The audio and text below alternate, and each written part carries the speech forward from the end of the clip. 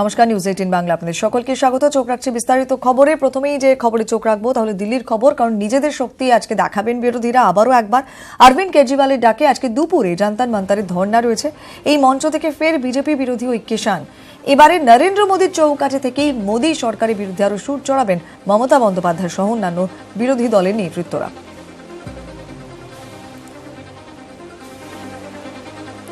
তুহিন দাসচন্দ্র আমাদের সঙ্গে সরাসরি নয়াদিল্লি থেকে রয়েছেন। তুহিন, এর আগেও যেমনটা কথা হচ্ছিল, এখন সময়টা আরো খানিকটা গড়িয়েছে। প্রস্তুতি মঞ্চের ছবিটা তো জানতে চাইবই, তার পাশাপাশি যেটা জানতে চাইবো যে আমরা ইতিমধ্যেই দেখেছি প্রায় প্রতিনিয়ত রাহুল গান্ধী রাফাল ইস্যুতে আক্রমণ করছেন, বিরোধীরা কোথাও নানানভাবে জবাব দিচ্ছে, কিন্তু কোথাও একটু ব্যাকফুটে। তারই মধ্যে এবারে একেবারে নরেন্দ্র মোদীর ডেরায় গিয়ে বলা যেতে পারে দিল্লিতে, সেখানে দাঁড়িয়ে সেখান থেকেই তাঁর সরকারকে উচ্ছেদের ডাক দিচ্ছেন বিরোধীরা। রাজনৈতিকভাবে কতটা তাৎপর্যপূর্ণ?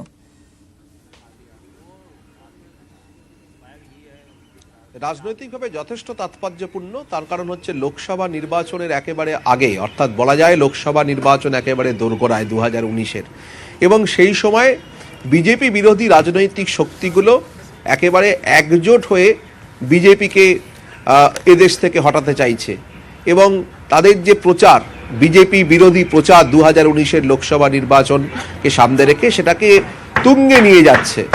2019-এর 19শে জানুয়ারি যে ব্রিগেড সমাবেশ হয়েছিল কলকাতায়, সেখান থেকেই কিন্তু এই ডাক দেয়া হয়েছিল, ডাক দিয়েছিলেন মমতা বন্দ্যোপাধ্যায়, তৃণমূল কংগ্রেস নেত্রী মমতা বন্দ্যোপাধ্যায়, যে জোটবদ্ধভাবে লড়া হবে। বিজেপি বিরোধী রাজনৈতিক দলগুলো জোটবদ্ধভাবে 2019-এ লোকসভা নির্বাচনে বিজেপির বিরুদ্ধে লড়বে, মোদী সরকারের বিরুদ্ধে লড়বে, মোদী সরকারের বিভিন্ন নীতির বিরুদ্ধে লড়বে। নোটবন্দি সহ জিএসটি সহ একাধিক ক্ষেত্রে বারবার সোচ্চার হয়েছেন তৃণমূল নেত্রী মমতা বন্দ্যোপাধ্যায়, এবং সিবিআই ইস্যুতে বারবার সোচ্চার হয়েছেন যে সিবিআইকে রাজনৈতিকভাবে ব্যবহার করছে বিজেপি সরকার। গণতন্ত্র রক্ষা হচ্ছে না দেশে, দেশের সার্বভৌমত্ব রক্ষা হচ্ছে না, এবং দেশের যে ফেডারেল স্ট্রাকচার, যুক্তরাষ্ট্রীয় কাঠামো, সেটাকে মানছে না কেন্দ্রীয় সরকার। এই সব বিষয়ে সোচ্চার হয়ে বিভিন্ন রাজনৈতিক দলকে এককাট্টা করেছেন মমতা বন্দ্যোপাধ্যায়।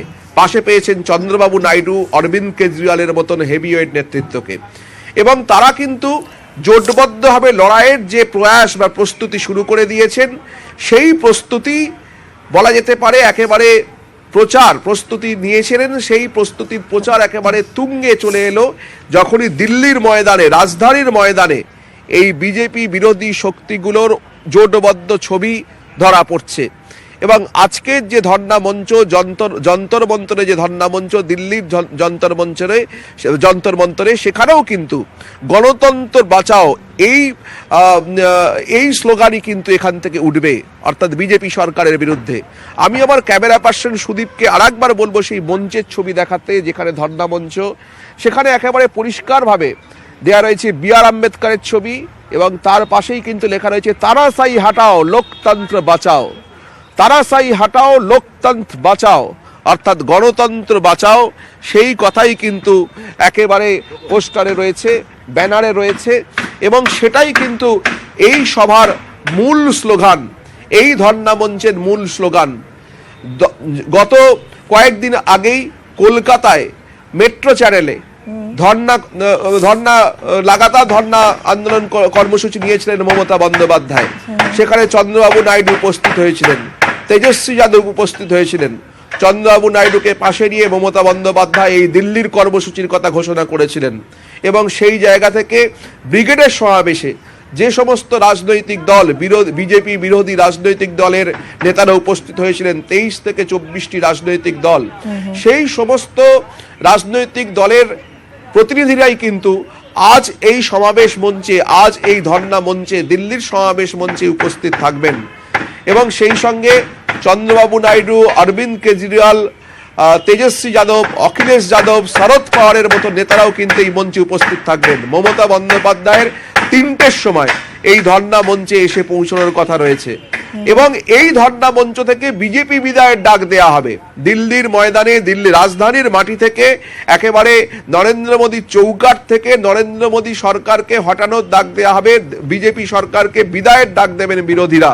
এবং সেই জায়গা থেকেই কিন্তু ভীষণভাবে রাজনৈতিকভাবে গুরুত্বপূর্ণ আজকের এই ধর্ণা। এবং স্বাভাবিকভাবেই বিজেপি শিবিরে এবং বিজেপি সরকারের কপালেও কিন্তু বিরোধীদের এই জোটবদ্ধ ছবি, দিল্লিতেও এই বিরোধীদের জোটবদ্ধ ছবি কিন্তু স্বাভাবিকভাবে চিন্তায় রেখেছে এবং কপালে বড় সড় ভাঁজ ফেলেছে। কোয়েল, অনেক ধন্যবাদ তুহিন, আপাতত আবারও পরবর্তীতে যোগাযোগ করছি।